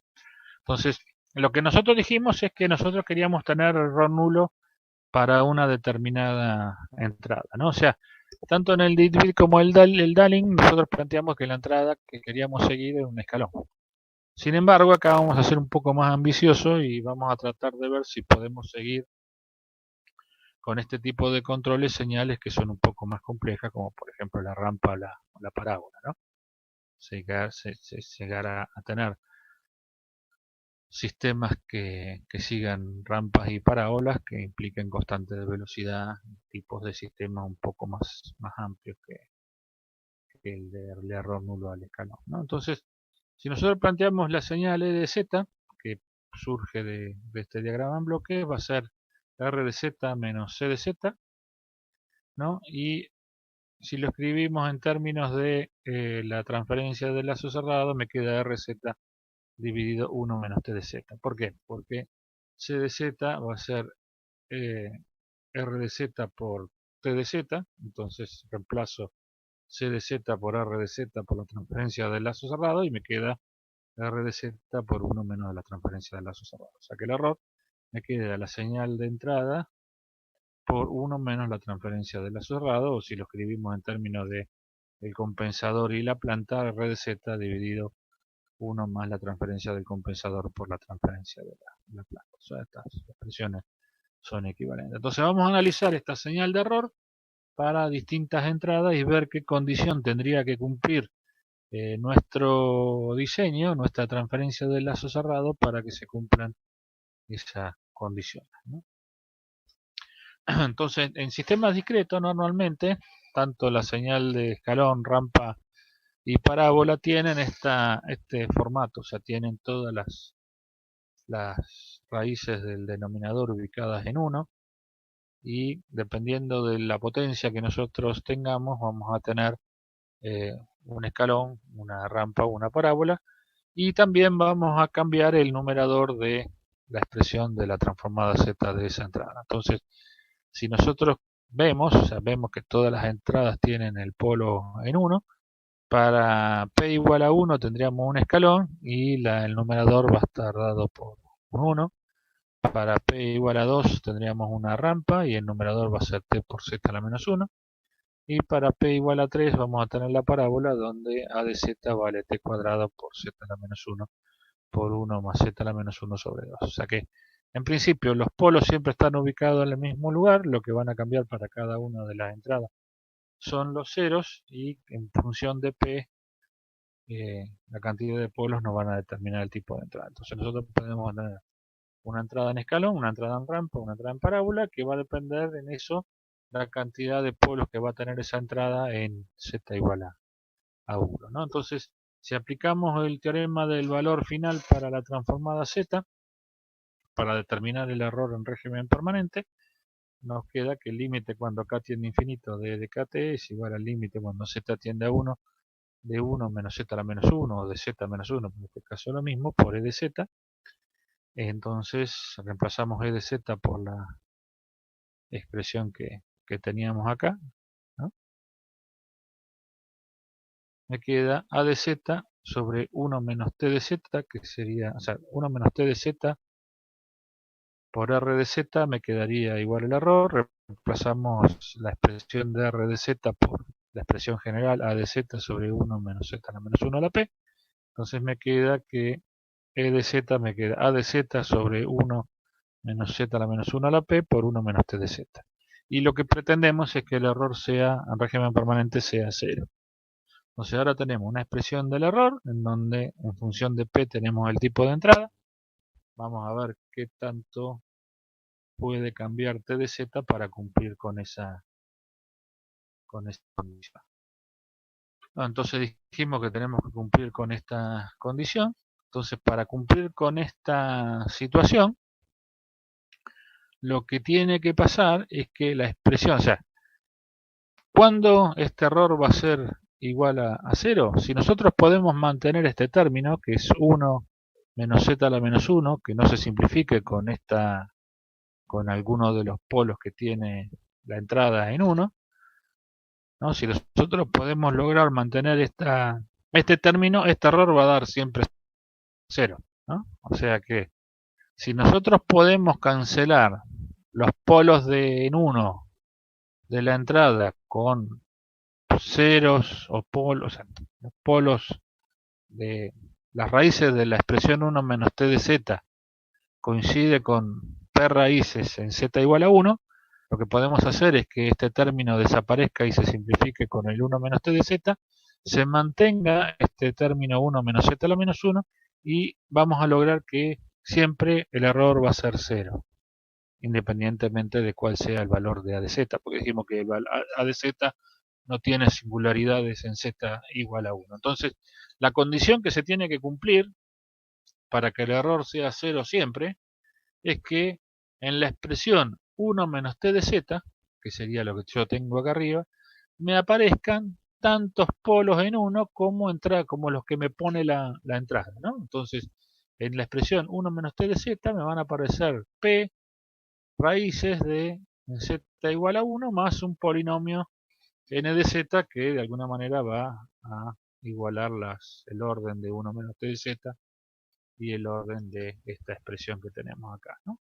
Entonces, n de z va a ser un polinomio en z a la menos 1, o sea que si reemplazamos esta condición, se nos va a simplificar el 1 menos t de z con estos polos que están acá. En el numerador me va a quedar el n de z, ¿no? Y por lo tanto e de z va a ser a de z, que es el numerador de la entrada, multiplicado por este polinomio que resulta de la diferencia entre estas dos expresiones, ¿no? Entonces, para ese caso, t de z va a tener que tener la forma 1 menos z a la menos 1 a la p por n de z, ¿no? Entonces, lo que plantea es que n de z tiene que contener al menos un término, o sea que si t de z tiene p singularidades, n de z va a ser un polinomio que tiene un término constante, 1. O si t de z tiene un orden mayor que p, acá aparecerán singularidades, entonces me aparecerán potencias z a la menos 1, z a la menos 2 hasta z, que iguale el orden de t de z y la expresión que tenemos a la derecha. Entonces, la condición que tenemos que cumplir para poder tener error nulo al escalón es que en la transferencia del lazo cerrado, ¿no?, en 1 menos la transferencia del lazo cerrado, me aparezcan tantas raíces en 1 como raíces me pone la entrada en cuestión. O sea que si yo tengo una entrada en escalón, en 1 menos t de z me tiene que aparecer un z menos 1. Si yo tengo una entrada en rampa, en 1 menos t de z me tiene que aparecer z menos 1 al cuadrado. Y si yo tengo una entrada en parábola, en 1 menos t de z me tiene que aparecer 1 menos z al cubo. Entonces, en base a esa situación, lo que planteamos es que t de z o 1 menos t de z va a tener que tener la forma que tenemos acá. 1 menos t de z tiene que cumplir la forma 1 menos z a la menos 1 a la p por n de z. Esta es una ecuación que de alguna forma nos limita la condición que planteamos para t de z. Nosotros dijimos que t de z tiene que tener esta forma, t de z tiene que tener esta forma, pero para poder cumplir con el error en régimen permanente, aparte, t de z tiene que cumplir con esta ecuación. O sea que ya ahora tenemos dos condiciones para t de z, para definir cuáles son los coeficientes alfa con el cual vamos a armar t de z. La condición de error y la expresión original que tiene un número finito de muestras que dependerá del tipo de sistema que nosotros tenemos, del orden del sistema que nosotros tenemos. Walter, sí. Cristian dice, P y N de Z, ¿de dónde salían? T de Z y N de Z. A ver, para que... A ver. ¿Está bien lo que di? A ver. ¿Qué es esto? 17, 17. No, no sé. P Por ahí. y N. P de Z, ¿dónde tenemos P de Z?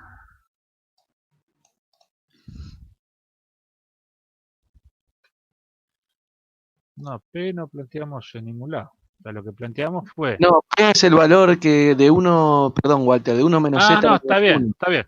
No, P es lo que me determina el tipo de entrada que yo voy a tener. O sea, P, si yo tomo P igual a 1 y tomo A de Z igual a 1, me queda una entrada en escalón. 1 sobre 1 menos Z a la menos 1. O si lo reformulamos un poco, va a ser Z sobre Z menos 1. Cuando usamos P igual a 2, tenemos la rampa, que en este caso va a ser T por Z a la menos 1, dividido 1 menos Z a la menos 1 al cuadrado. Que eso era T por Z sobre Z menos 1 al cuadrado. Y bueno, y para la parábola tenemos que P es igual a 3. El numerador me va a dar esta expresión y el sistema va a tener 3 polos en 1. La planta, o sea, la entrada me va a aportar a la transferencia a la salida 3 polos en 1. ¿no? Entonces, dependiendo del P, es el tipo de entrada a la cual yo quiero cumplir con el error nulo. Si yo quiero error nulo al escalón, pongo P igual a 1 y A de Z va a ser igual a 1. Si yo quiero un error en rampa, voy a tener que poner P igual a 2 y A de Z va a ser T por Z a la menos 1. Y si yo quiero un error nulo a la parábola, tengo que poner P igual a 3 y A de Z igual a T cuadrado por Z a la menos 1 por 1 más Z a la menos 1 sobre 2. O sea, con eso armo esta expresión. Lo que tengo que poner es el P acá y el A de Z. Pero, el A de Z sabemos que no tiene polos, ni esta, ni esta, ni esta tiene polos en 1, o sea que no se me van a simplificar con los que tengo acá abajo, o sea que la de Z en principio, en términos del error, no me va a modificar la expresión que yo tengo acá. Como dijimos que queríamos tener error nulo al escalón, o sea el error el límite, siempre nos tiene que dar 0.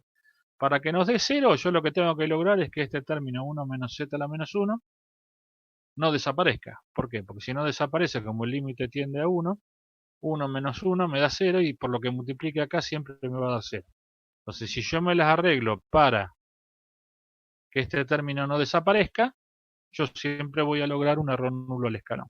Para que se cumpla esa condición, todos estos polos, o sea, si yo lo dejo así como está y no tengo en cuenta lo que tengo acá en el numerador de esta expresión, yo lo que siempre va a pasar es que este 0 que está acá, o sea el 1 menos Z a la menos 1, se me va a simplificar con uno de los Z a la menos 1 que tengo acá. Si tengo un escalón, se me simplifican. Si tengo una rampa, me queda 1 en el denominador. Si tengo una parábola, me quedan 2 en el denominador. Y por lo tanto, como me quedan polos en 1 en el denominador, cuando hago el límite, cuando Z tiende a 1, el error me va a dar infinito. ¿No? Entonces, para poder hacer que el error siempre dé 0, que si este término no me desaparezca, que no se simplifique con este, lo que tengo que lograr es que en esta expresión de 1 menos t de z me aparezcan todos estos polos en 1 que me puso la entrada. Si yo logro eso, logro que estos polos en 1 que me aparecieron acá debido a la entrada se simplifiquen con términos de 1 menos t de z y me va a quedar un residuo que es este n de z que está acá. O sea, t de z puede ser que sea del mismo orden que p o de un orden mayor. Vamos a suponer que yo tengo que t de z, el m que yo tomé en el t de z, es 5. O sea que voy a tener una transferencia de quinto orden. Si yo pongo una entrada en rampa, p es igual a 2. O sea que de los 5 raíces que va a tener t de z, yo voy a usar 2 en 1 menos t de z para simplificar las dos raíces de la entrada. Y me van a quedar 3. ¿No? Para que esta igualdad se dé, tengo que agregar un polinomio de tercer orden, de modo tal de que, como t de z es de quinto, p es de segundo, tengo que poner uno de tercero para que estos dos sean de quinto. No puedo igualar peras con melones. Si de este lado tengo un polinomio de quinto orden, de este lado también tengo que tener un polinomio de quinto orden.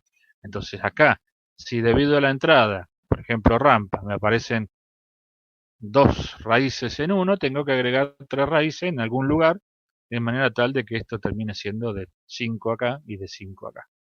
Entonces el n de z es el que equilibra los órdenes de la entrada y de t de z. El p es la cantidad de raíces que va a tener la entrada en 1 debido a sus características, si es un escalón 1, si es una rampa 2 y si es una parábola 3. Entonces, finalmente lo que va a pasar es que cuando yo simplifique, habrá raíces de esta expresión que se van a simplificar con esta, y lo que me va a quedar una vez que realicé la simplificación es esta, que es el orden relativo entre la entrada y el orden de la planta, ¿no? Entonces, lo que voy a tener que cumplir para tener un error nulo del escalón es que se cumpla siempre esta condición, que la expresión de 1 menos t de z por lo menos tenga tantos polos en 1 como el que me pone la entrada. Y después tendré que agregar un polinomio de modo tal de que estos dos polinomios tengan el mismo orden y poder igualar, porque si no, no voy a poder igualar. Entonces, esta es una condición que va a tener que cumplir t de z para poder cumplir con el error nulo. Y por otro lado, dijimos que t de z tiene esta forma, que va desde alfa igual a 0, o sea, de alfa 0, hasta potencias negativas de z, que es z a la menos m, ¿no? Entonces, este t de z es un polinomio que va desde potencias negativas de z, desde 0 hasta m. Si m es igual a p, n de z me da 1. Si m es mayor que p, n de z tendrá un polinomio en potencias negativas de z que haga de que los dos términos sean iguales. No sé si más o menos aclaramos la duda que tenían respecto del n y el p. Sí, dice. Listo. Entonces tengo, por un lado, esta ecuación de diseño que me dice que t de z tiene que tener esta forma, donde tengo que determinar cuánto valen los alfa y el m. El m de alguna forma lo tengo acá porque tiene que ser mayor que el orden de la planta, así que por lo menos el mínimo lo tengo, el máximo no lo sé, pero por lo menos tiene que ser del mismo orden. Esta transferencia tiene que ser del mismo orden de la planta. Y por otro lado tiene que cumplir esta condición, el t de z, de que cuando yo hago 1 menos t de z, esa expresión tiene que tener tantos raíces en z igual a 1 como lo que me pone la entrada. Respecto de la realizabilidad física, nosotros dijimos que si teníamos sistemas con retardo, tanto en el DIT-B como en el DALI, no podíamos tener respuestas que fuesen más rápidas del retardo que tenía la planta. O sea que si el sistema tenía 5 muestras de retardo, nosotros no podíamos pretender de que la salida en la muestra 0, o 1, o 2, o 3, o 4 tuviese una respuesta distinta de 0. ¿Por qué? Porque se supone que si el sistema tiene retardo, cuando yo pongo la excitación a la entrada, a la salida recién voy a ver el efecto de esa excitación 5 muestras después. Entonces, si yo pretendía de que el sistema respondiera antes de esas 5 muestras, cuando calculaba la transferencia del compensador, me iba a dar que el compensador iba a tener que adelantar a la señal de entrada y eso se veía como potencias positivas en el desarrollo en serie de la respuesta al impulso de la transferencia del compensador, ¿no? Entonces, acá lo vamos a generalizar un poco más, ¿no? ¿Cómo nosotros vemos el retardo, ¿no? Cuando nosotros analizábamos la transformada Z, por ejemplo, queríamos calcular la transformada Z de la respuesta de un sistema, ¿no? Y el sistema no tenía retardo, lo que nos quedaba que I de Z iba a ser igual a una sumatoria desde K igual 0 hasta infinito, de I de K por Z a la menos K. O sea que para I de 0 multiplicaba por 1, el I de 1 lo multiplicaba por Z a la menos 1, el I de 2 por Z a la menos 2 y así sucesivamente. Si la señal que yo ponía a la entrada era un impulso, ¿no? El desarrollo de la transferencia entre U de Z e I de Z para una entrada en impulso me daba lo mismo que la respuesta, el desarrollo de la transformada, de la sumatoria de la transformada Z. Si yo tengo un sistema con retardo, lo que puede llegar a pasar es que durante las primeras muestras de la respuesta va a ser 0. O sea que para la muestra 0 la salida es 0, para la muestra 1 la salida es 1, para la muestra 2 la salida es 2, para la muestra 3 la salida es 3, y a partir de la quinta muestra voy a poder tener representación del sistema con valores distintos de 0. Entonces, si yo calculo la respuesta al impulso de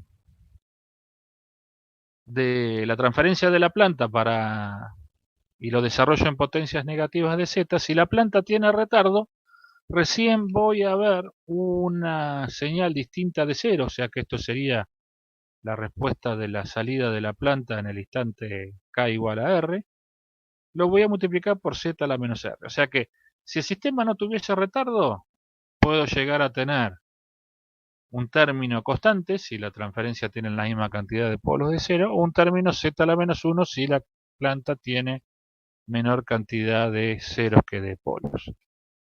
Cuando aparecen cosas como esta, significa de que el sistema tiene retardo. ¿Por qué? Porque durante R muestras la salida estuvo en 0, la respuesta al impulso estuvo en 0, entonces en el desarrollo en potencias negativas de Z, cuando yo divido el polinomio numerador por el denominador, me da una expresión de este tipo.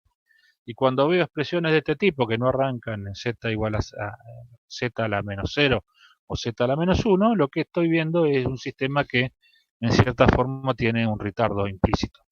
¿Cómo yo veo el retardo en la transferencia? Con la relación entre polos y ceros. Si el sistema tiene una relación entre un polo y un cero, una relación entre la cantidad de polos y la cantidad de ceros de 1, el sistema va a tener una respuesta en la primera muestra después de que yo aplique la entrada. Si la relación entre la cantidad de ceros que tiene la transferencia y la cantidad de polos es 2, yo voy a ver respuesta recién en la segunda, distinta de 0, recién en la segunda muestra.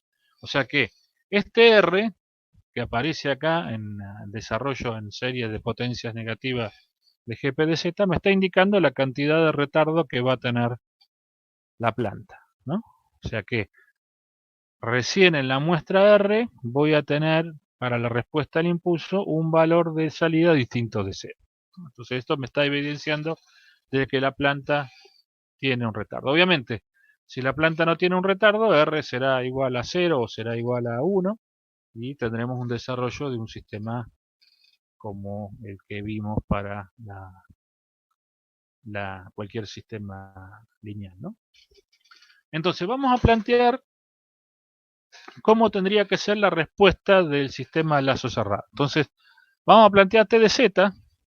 Dijimos que tanto para el Dirichlet como para el Dahling, que T de Z tenía que por lo menos tener la misma cantidad de muestras que retardo que lo que tenía la planta, ¿no? Entonces, como la planta asumimos que tiene un retardo, vamos a asumir que la transferencia del lazo cerrado también va a tener que tener un retardo, que en este caso lo vamos a llamar K. O sea, vamos a asumir que el retardo que tiene la planta por sí es de R, y el retardo que tiene la transferencia del lazo cerrado que nosotros vamos a diseñar tiene K muestras de retardo.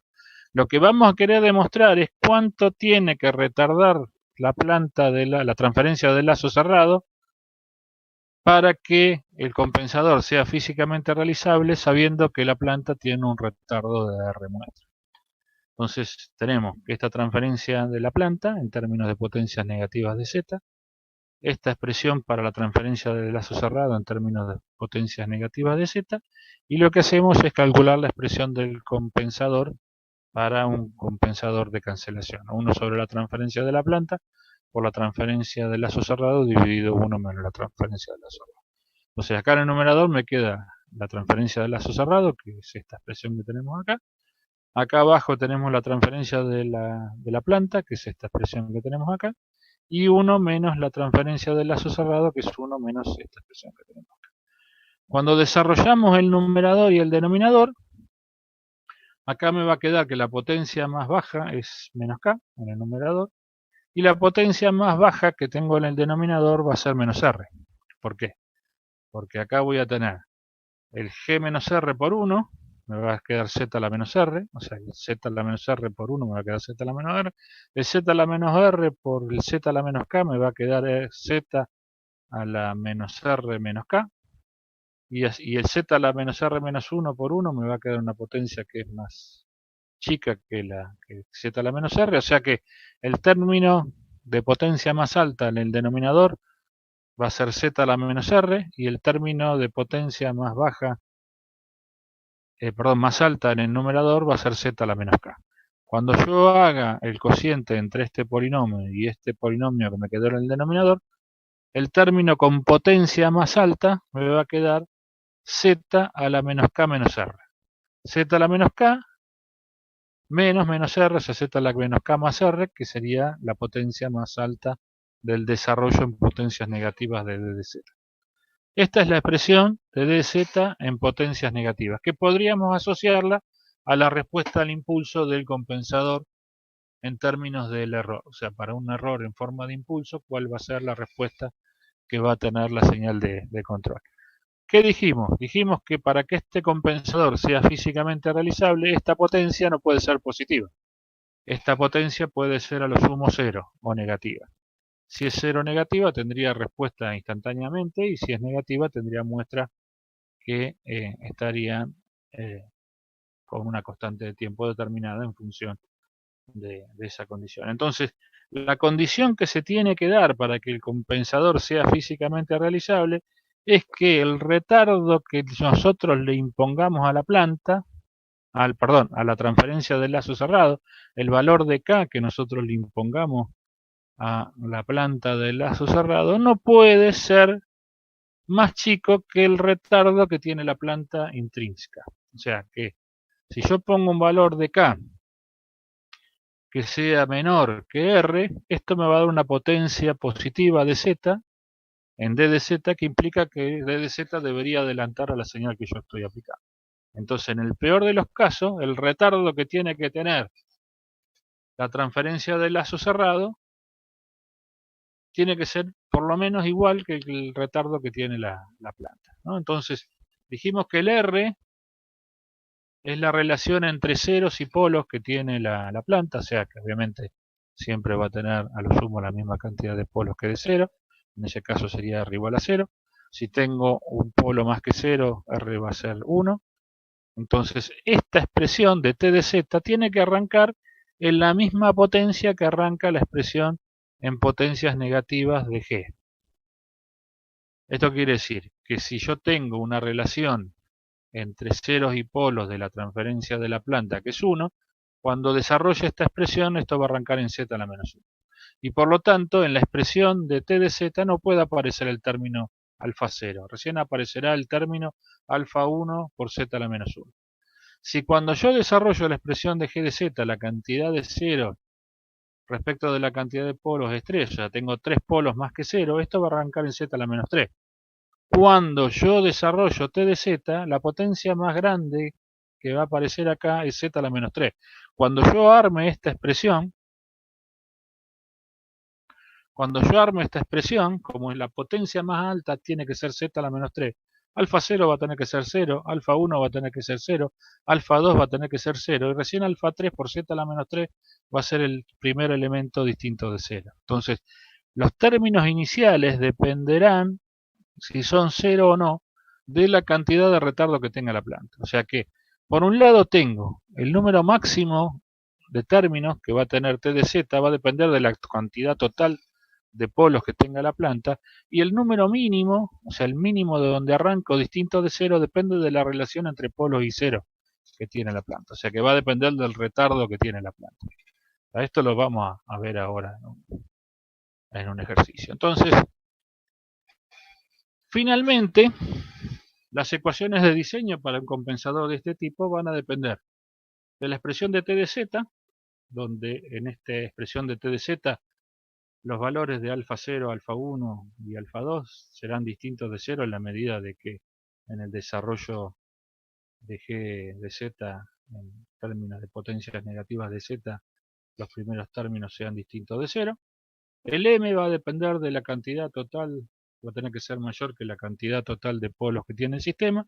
Y por otro lado, dependiendo del tipo de entrada, el 1 menos T de Z va a tener la forma 1 menos Z a la menos 1 a la P, donde P va a ser 1 para un escalón, 2 para una rampa y 3 para una palabra, multiplicado por un polinomio en potencias negativas de Z que va a arrancar desde 1, ¿no? De manera tal de que en esta expresión de T de Z que va a tener M términos, esto también tenga M términos, o sea que si acá tengo P términos, este polinomio será de M menos P términos.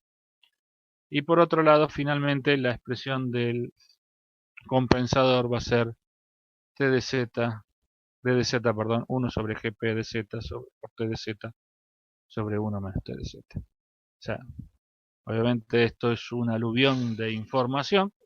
Vamos a tratar de digerirla de a poco viendo un ejemplo, ¿no? Ah, una cosa que me olvidaba. La condición que habíamos fijado para tanto el compensador DIT-BIT como el Dahlin o cualquier otro compensador de cancelación era que la planta no podía tener ni polos ni ceros fuera del círculo unitario. Sin embargo, en este tipo de compensadores podemos llegar a salvar esa situación de alguna manera un poco más elegante. Vamos a suponer que acá planteamos sistemas con polo y cero inestable, o sea, los polos son inestables, pero los ceros no.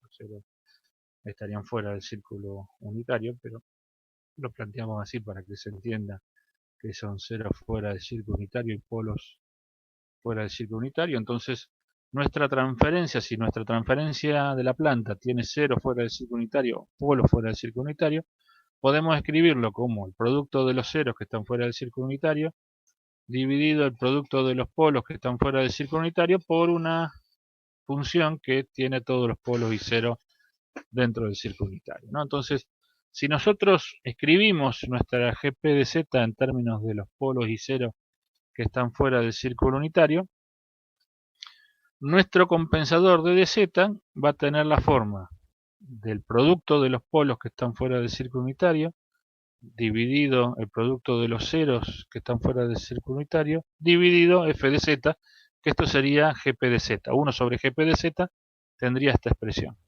Y eso lo tenemos que multiplicar por la transferencia del lazo cerrado dividido 1 menos la transferencia del lazo cerrado.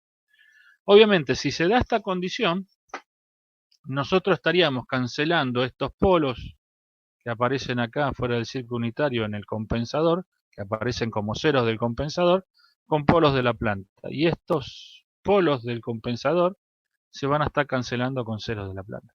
Sin embargo, si yo logro que en D de Z no aparezcan ni estos polos inestables ni estos ceros inestables, yo no tendría una cancelación. No tendría una cancelación con un polo fuera del círculo unitario de la planta, con un cero fuera del círculo unitario del compensador, o un cero fuera del círculo unitario de la planta con un polo fuera del círculo unitario del compensador. Si yo anulo esta parte de la expresión del compensador, ¿no? No tengo cancelación y por lo tanto no tengo que preocuparme si estoy cancelando o no polos o ceros fuera del círculo unitario.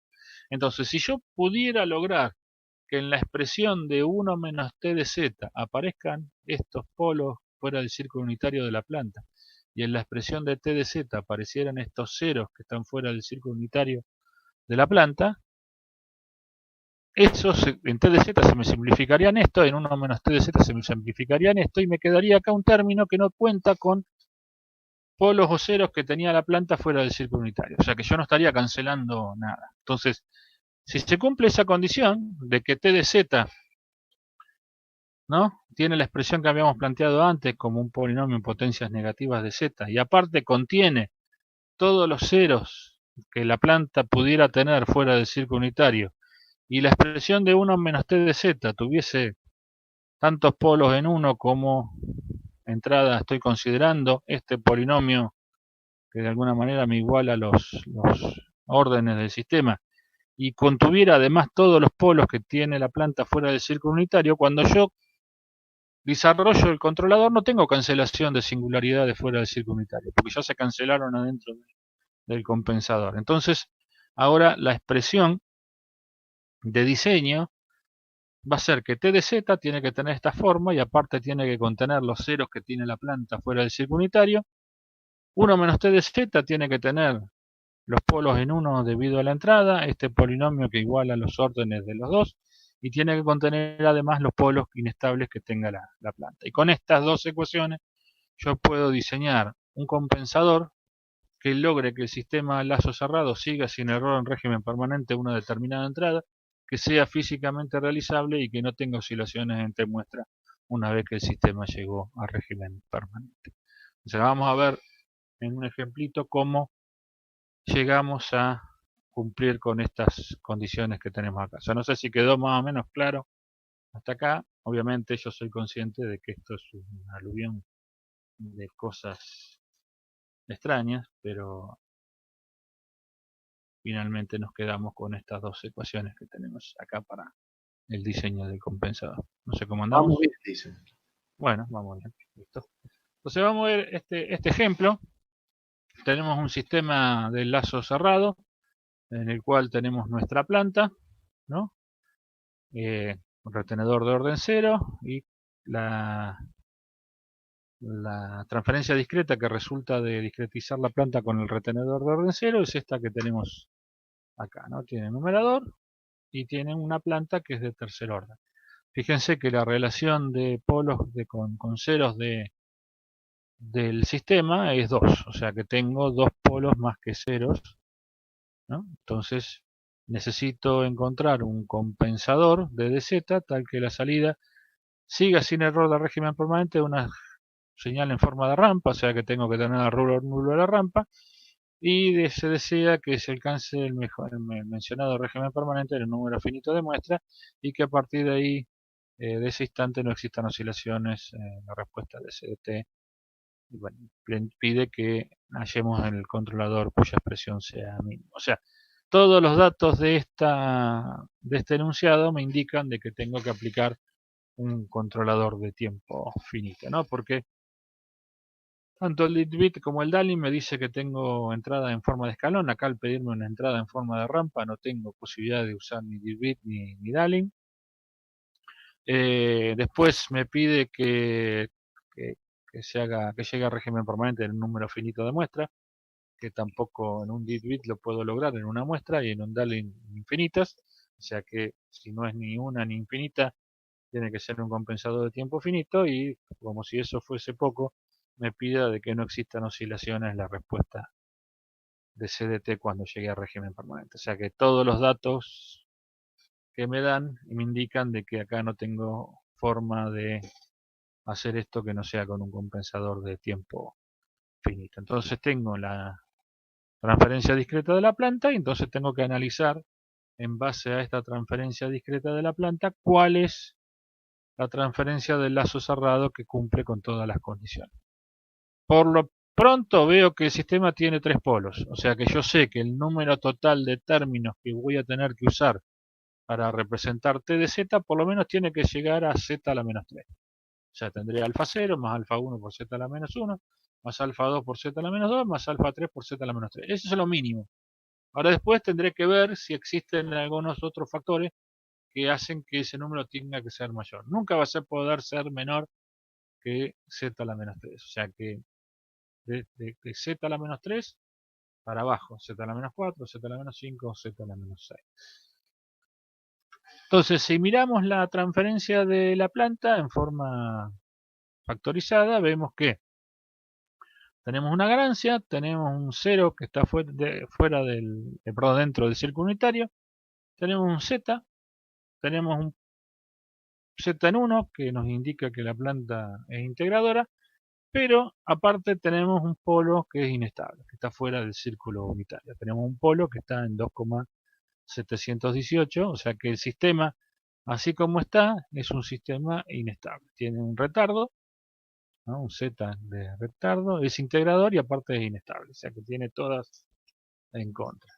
Entonces, dijimos, como la relación entre polos y ceros es 2, o sea, tengo esto, y además uno de los polos está fuera del círculo unitario, yo lo que necesito hacer es, como pide un error nulo a la rampa, como tengo un retardo, o sea, la primera muestra que resulta de dividir el polinomio numerador por el denominador, como tengo 1 en el numerador y 3 en el denominador, cuando yo haga el numerador dividido el denominador, el primer término que me va a aparecer es z a la menos 2. Entonces t de z no va a poder arrancar en una potencia que no sea menor que z a la menos 2. O sea que voy a tener z a la menos 2 y z a la menos 3 porque el sistema total tiene un orden 3 y por lo menos tengo que llegar hasta ese orden para asegurar que no haya oscilaciones entre muestras. Y por otro lado, tengo 1 menos t de z, como tengo una entrada en rampa, p es igual a 2, o tengo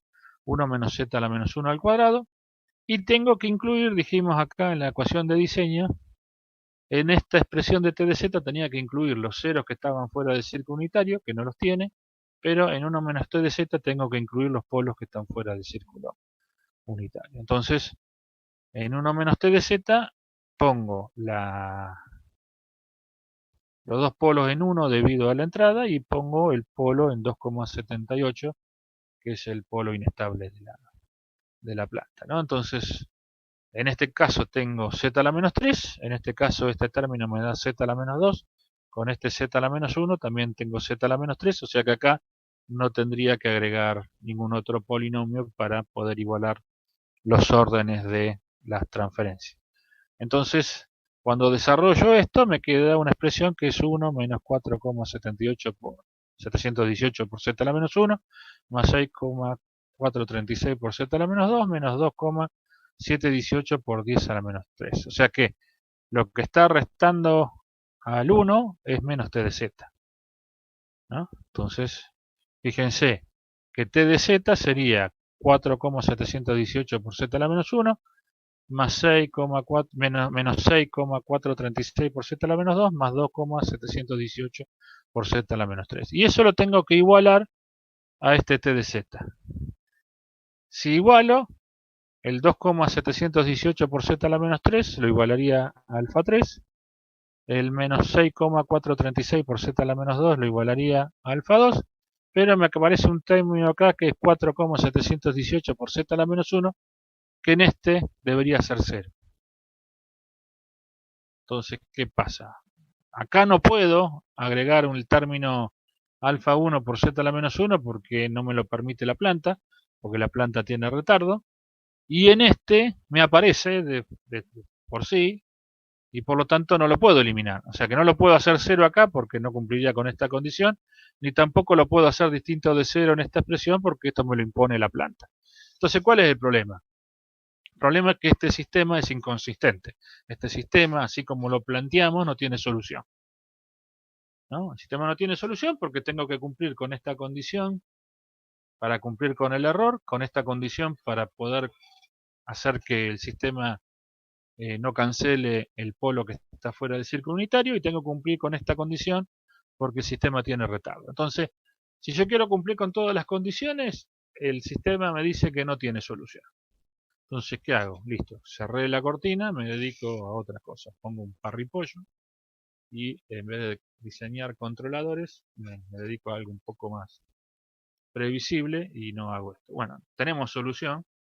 ¿La solución cuál es? La solución que no. O sea, esto no lo puedo cambiar porque la entrada es una rampa. Esto no lo puedo cambiar porque el T-polo está fuera del círculo unitario. Lo que puedo cambiar es esto. Dijimos que el M, que es la potencia más negativa, más baja, que tenía la expresión, tenía que ser mayor que 3. O sea que, ¿qué pasa si nosotros agregamos a esta expresión que tenemos acá un alfa 4 por z a la menos 4? Si agregamos un alfa 4 por z a la menos 4, este polinomio ahora es de cuarto orden, este es de segundo, más este de tercero, nos faltaría un término en esta expresión para poder igualar los coeficientes.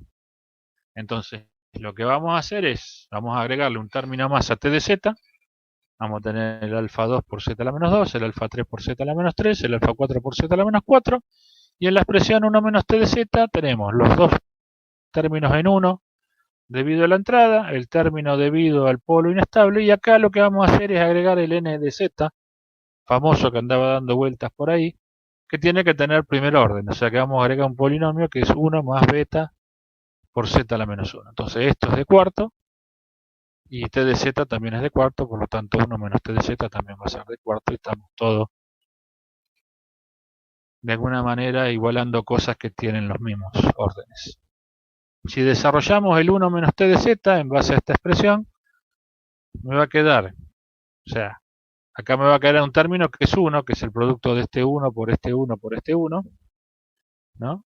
Y lo que vamos a estar sumando a ese 1 va a ser el menos t de z. O sea que si despejamos el t de z de esta expresión, me va a quedar 4,718 menos beta por z a la menos 1, 4,718 beta menos 6,436 por z a la menos 2, 2,718 menos 6,436 por beta por z a la menos 3, y 2,718 beta por z a la menos 4.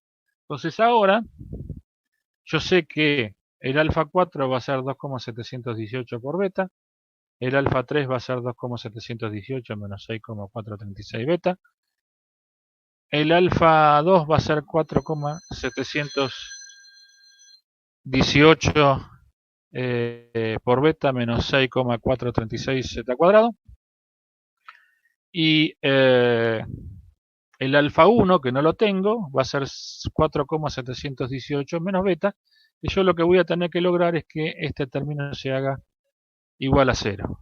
Entonces, al hacer este término igual a 0, de esta expresión me queda que beta tiene que ser 4,718, y a partir de conocer beta y de conocer cada uno de estos términos, conozco cuánto vale alfa 2, alfa 3 y alfa 4. Entonces, una vez que tengo el beta, el alfa 2, el alfa 3 y el alfa 4, conozco t de z, conozco la transferencia de la planta, entonces hago 1 sobre la transferencia de la planta por t de z dividido 1 menos t de z, ¿no?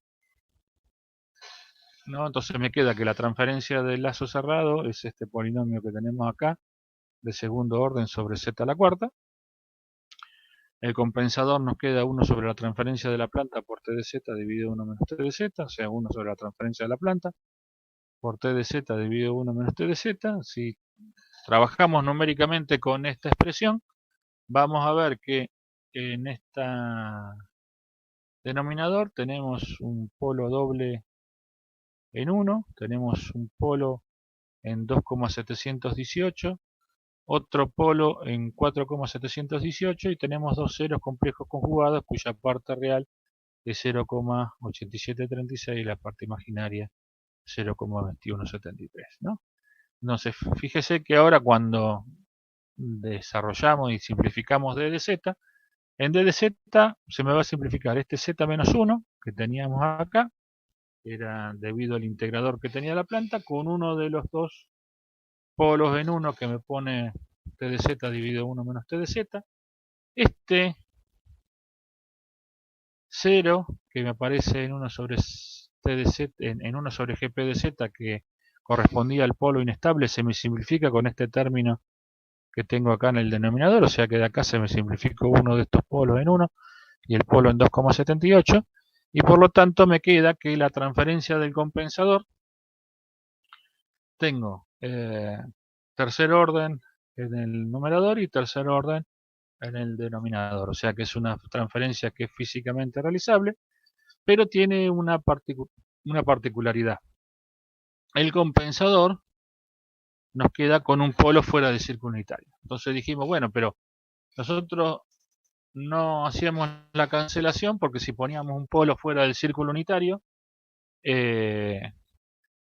provocaba de que el sistema fuese inestable. O sea, en ese caso provocaba de que el sistema fuese inestable por el hecho de que yo asumía de que ese polo fuera del círculo unitario se iba a cancelar con un cero y no iba a tener residuo, y eso no lo podía garantizar. En cambio, este polo que me queda acá en el compensador fuera del círculo unitario, y la planta también va a tener un polo fuera del círculo unitario. O sea, fíjense que la planta, dijimos originalmente, que tenía un polo fuera del círculo unitario. O sea, cuando yo multiplico la transferencia de la planta por la transferencia del compensador, el G nuevo de la planta tiene dos polos inestables, no solamente el que tenía la planta, sino que me pone el compensador. Sin embargo, esos dos polos que están fuera del círculo unitario, cuando yo los realimente, se van a meter adentro del círculo unitario, y no solamente que se van a meter adentro del círculo unitario, sino que van a ir a parar a cero. ¿Por qué? Porque la transferencia del lazo cerrado me dice de que todos los polos que va a tener el sistema de lazo cerrado están puestos en el origen. O sea que este polo que yo pongo fuera del círculo unitario en menos 4,718 y el polo que tenía en 2,718 la planta, esos dos polos se van a realimentar, el lugar de raíces va a pasar para la ganancia que tiene la planta por z igual a 0. O sea que todos los polos van a ir a parar al origen una vez que yo realimenté. Entonces, si bien diseñé un compensador que es inestable, al lazo cerrado el sistema es inestable. O sea, en este caso, por ahí no es tan complicado porque ya partíamos de una planta que es inestable. Cuando nosotros tenemos plantas que son estables y nos quedan compensadores que son inestables, la problemática que se plantea es que si se me llega a abrir el lazo, el sistema se hace inestable. O sea, al lazo cerrado, el sistema se comporta como estable, pero si yo le corto la realimentación, al tener el compensador un polo fuera del círculo unitario, el sistema diverge en el tiempo y la amplitud diverge en el tiempo y el sistema va a resultar inestable. Entonces, ¿cuál es la forma de resolver esa situación? O sea, en este caso, el remedio no es peor que la enfermedad, porque en la enfermedad era la planta que tenía un polo inestable y nosotros para compensar ese polo inestable agregamos otro polo inestable más. O sea que desde el punto de vista de las condiciones de estabilidad no cambiamos mucho, ¿no? Empeoramos un poco, pero al lazo cerrado el sistema es estable.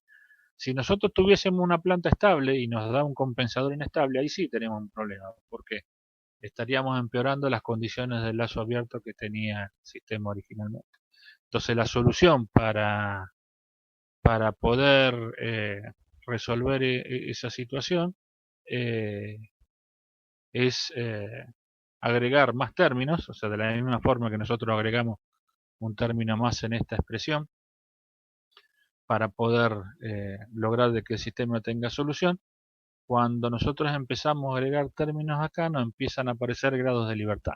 O sea, nos empiezan a aparecer coeficientes alfa y beta en estos polinomios que podemos adoptar, y en base de qué forma adoptemos esos coeficientes, lo que podemos llegar a lograr es que el sistema a lazo cerrado sea estable y aparte la transferencia del compensador también sea estable. O sea, puedo elegir ciertos coeficientes de modo tal de que los polos de la transferencia de la transferencia del compensador resulten estables. O sea, se puede hacer, no sabemos cómo, o sea, sí, podemos tener una idea, pero es un proceso de prueba y error, de alguna manera técnicas que nosotros no vamos a desarrollar en la materia porque tienen que ver con cuestiones de optimización, de fijar restricciones en cuanto al diseño del control, que llevan técnicas un poco mucho más elaboradas que lo que nosotros queremos plantear acá